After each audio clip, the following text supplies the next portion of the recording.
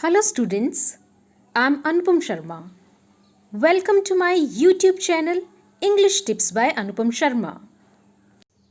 Dear students, I have already explained the lesson in my previous videos from the Diary of Anne Frank part 1 and part 2. To watch these videos, please subscribe the channel. Today, we are going to do question answers of this lesson 3. So students इस video को and तक देखें और देखें कितनी easy language में question answers को explain किया गया है. Question 1.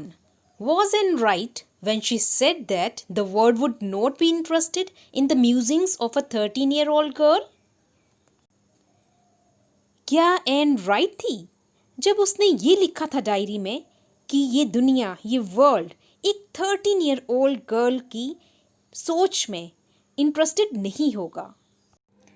The answer is no. And has been proved wrong. द वर्ल्ड इज wonderstruck over the musings of that 13-year-old girl. So Anne wrong है जब वो ये सोचती है कि कोई भी उसकी एक 13-year-old गर्ल की म्यूजिंग्स में, उसके विचारों में इंटरेस्टेड नहीं होगा. बिकॉज द वर्ल्ड इज wonderstruck. हैरान है वर्ल्ड की एक 13-year-old गर्ल कैसी म्यूजिक है उसकी, कैसे विचार हैं, कैसी सोच है. Question 2 is, there are some examples of diary or journal entries in the before you read section. Compare these with what Anne writes in her diary.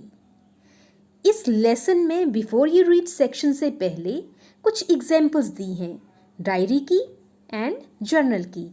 सो आपको कंपेयर करना है कि एन ने जो डायरी लिखी है वो इन एग्जाम्पल से कैसे डिफरेंट है. What language was the diary originally written in?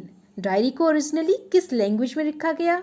In what ways Anne's diary different? और ये डायरी इतनी डिफरेंट क्यों है? The answer is Anne's diary was entirely different from most of the examples given before the text. इस lesson की सभी examples से different है एन्स की diary. It was originally written in Dutch. Originally इसको लिखा गया डच लैंग्वेज में. It is highly mature work and has an informal tone. ये मेच्योर वर्क तो है ही है, लेकिन साथ में इसमें इनफॉर्मल टोन का यूज़ किया गया है, फॉर्मल लैंग्वेज में नहीं लिखी गई ये. Question 3 is, why does Anne need to give a brief sketch about her family? Does she treat Kitty as an insider or an outsider? Anne को डायरी में अपनी फैमिली का स्केच क्यों देने पड़ा? एंड किटी को वो इनसाइडर मानती है या बाहर वाला मानती है? The answer is, Anne gave an introduction of her family in the diary because nobody would be able to understand her musings if she started straight away with them.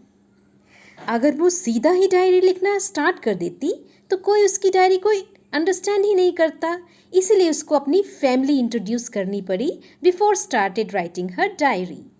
She considered a diary as her best friend and treated her as an insider.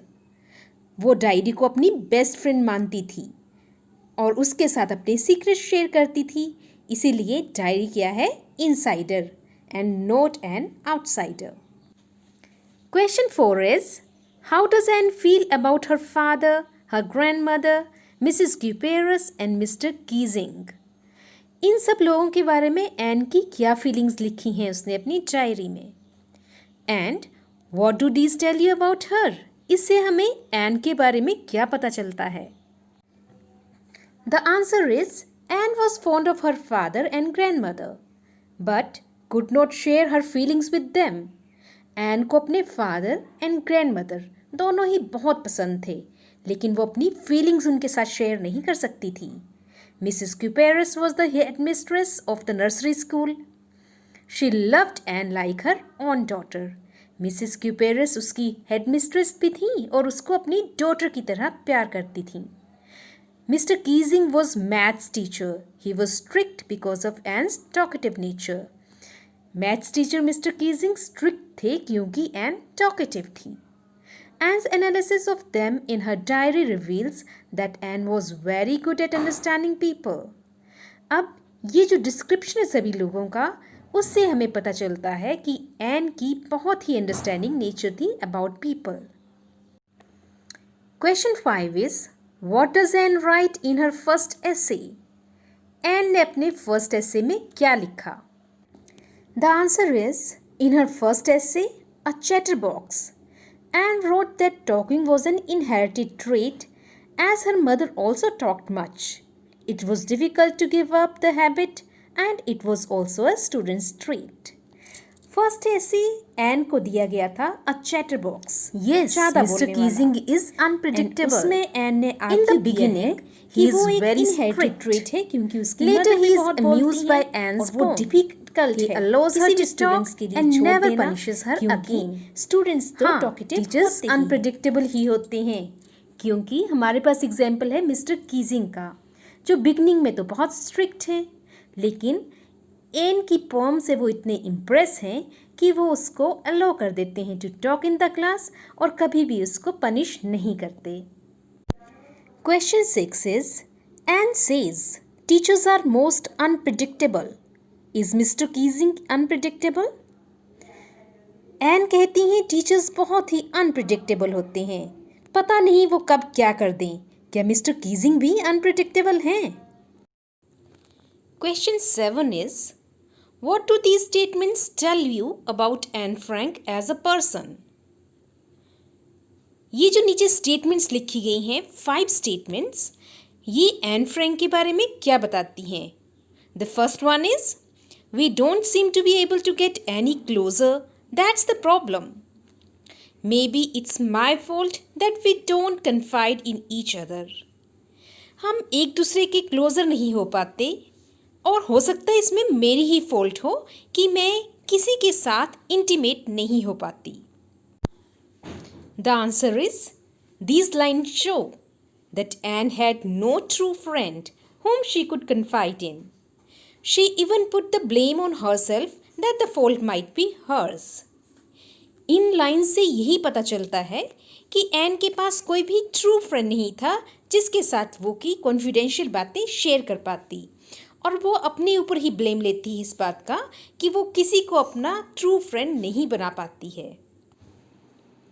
Second statement is, I don't want to jot down the facts in this diary the way most people would, but I want a diary to be my friend. मैं सिर्फ facts नहीं लिखते जाऊंगी इस diary में, but ये diary मेरी friend होगी. इस स्टेटमेंट से क्या पता चलता है आपको? The answer is, this line shows that Anne really considered her diary as a friend whom she could trust and narrate all her stories to. Anne के लिए डायरी थी एक फ्रेंड जिसके ऊपर उसको ट्रस्ट था और जिसको वो सारी स्टोरीज अपनी नरेट कर सकती थी. She did not want just a diary in which she could write down the facts as others did. Anne के लिए डायरी दूसरों की तरह सिर्फ एक फैक्ट लिखने वाली नोटबुक ही नहीं थी. Statement 3 is, Margaret went to Holland in December and I followed in February when I was plunked down on the table as a birthday present for Margaret. Margaret जो कि एन की Elder sister है, वो पहले ही Holland चली गई है दिसंबर में और फरवरी में गई एन, और एन क्योंकि एक छोटी बच्ची है तो उसको टेबल पर पटक दिया गया as a birthday present for Margaret. This statement shows that Anne was a fun-loving person. The use of plunked down shows her sense of humor.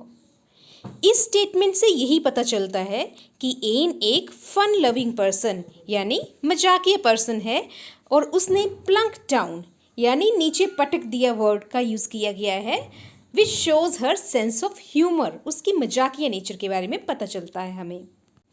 Statement 4 is, if you ask me, there are so many dummies that about a quarter of the class should be kept back. But teachers are the most unpredictable creatures on earth. Anne writes in her diary कि उनकी class में इतने सारे भोंदू बच्चे हैं, इतने सारे डमीज हैं कि 1/4 ही क्लास का फेल कर दिया जाना चाहिए. बट टीचर्स इतने अनप्रिडिक्टेबल हैं कि पता नहीं कि वो क्या करेंगे? So this statement shows that she thought that a quarter of her class was full of dummies, signifying that she herself was intelligent enough to make to the next class. वो दूसरे बच्चों को डमीज बुला रही है, इससे हमें ये पता चलता है कि वो खुद इंटेलिजेंट है और वो खुद पास होकर नेक्स्ट क्लास में चली जाएगी. She thought of teachers as the most unpredictable creatures on earth. Teachers को वो बोलती है कि बहुत ही अनप्रिडिक्टेबल हैं, पता नहीं क्या करेंगे. Because nobody could predict the result, क्योंकि किसी को भी नहीं पता था रिजल्ट क्या होने वाला है. सो शी सेज कि it is because teachers are most unpredictable creatures on the earth. Statement 5 is, anyone could ramble on and leave big spaces between the words. But the trick was to come up with convincing arguments to prove the necessity of talking. कोई भी कुछ भी लिख सकता था, ramble on, कुछ भी लिखना, और वहाँ पे बड़े बड़े स्पेस छोड़ देता वर्ड्स के बीच में और पेज भर देता, और जो उसको पनिशमेंट के लिए चैटर बॉक्स का ऐसे लिखा था वो लिख देता.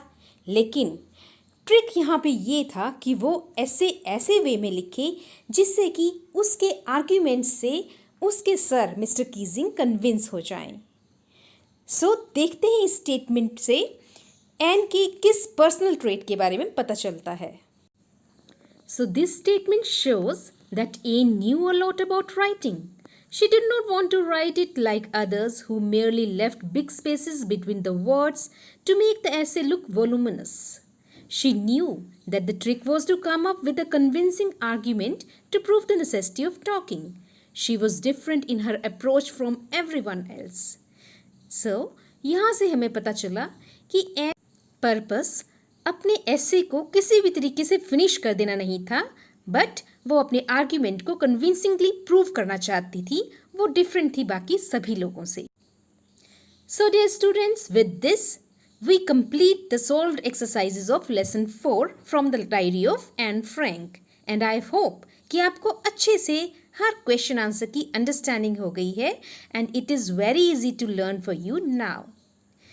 Students, if you like this video, don't forget to like, share and subscribe it.